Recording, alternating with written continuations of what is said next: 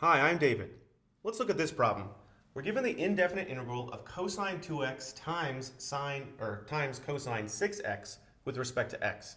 And we're asked to integrate this using the product to sum formulas.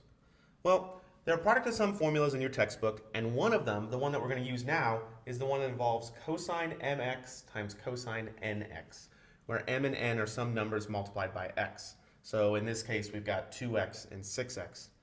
Now, what's the benefit of using a formula like this? Well, first of all, if I tried to integrate this without using this formula, I'd have to somehow reconcile that this is a 2x and this is a 6x.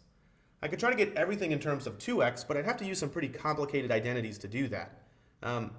If I can change this into something that looks like this, cosine of some angle plus cosine of another angle, addition is a lot easier to integrate than multiplication. So having a plus sign here would be a lot easier than having a multiplication sign here. Because we know for the sum of two functions, I can integrate each one of those functions separately. Okay, so let's try to apply our formula here. In this case, just so that things work out nicely and don't have any negative numbers inside the cosine function, I'm going to let n equal 2 and m equal 6. Multiplication is commutative, so I could say that this is cosine 6x times cosine 2x, but just for our formula, I'm going to let m equal 6 and n equal 2. Okay, so let's see what our formula tells us here.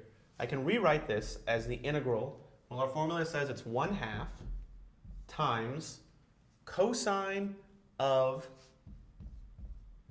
well, let's see, m minus n. That's 6 minus 2x plus cosine of m plus n. That would be 6 plus 2x. And then I'll finish this parentheses and I'll include my dx right there.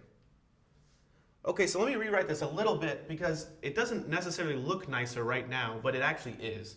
So I can take that 1/2 out because it's a constant, and I have the integral of cosine 4x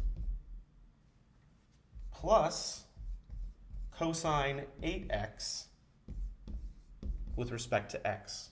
Now both of these are things that I can integrate pretty easily. So now I've changed something that was really hard to integrate into something that's much easier. So let's do that. This is 1/2 times, well, the integral of cosine x. The integral of cosine theta is positive sine theta. So know that I'm going to have a sine 4x here, a positive sine 4x. But I need to deal with that 4 right there. And the way I do that with integration is I make sure to divide by 4, or multiply by 1/4.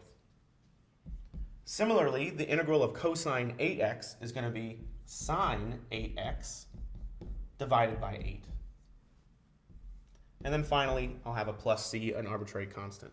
Now if I want to, I could rewrite this one more time, bringing my 1/2 inside the brackets, and I'd have something that looks like this. 1/8 sine of 4x plus 1/16 sine of 8x plus my arbitrary constant c. And that's a fine final answer here. So in this problem, when I have cosine of 2x and cosine 6x, and I have no idea, or I have a hard time integrating something that looks like that, where the 2x is different than the 6x, it's really a good idea to use this product to sum formula in your text. Thanks for watching.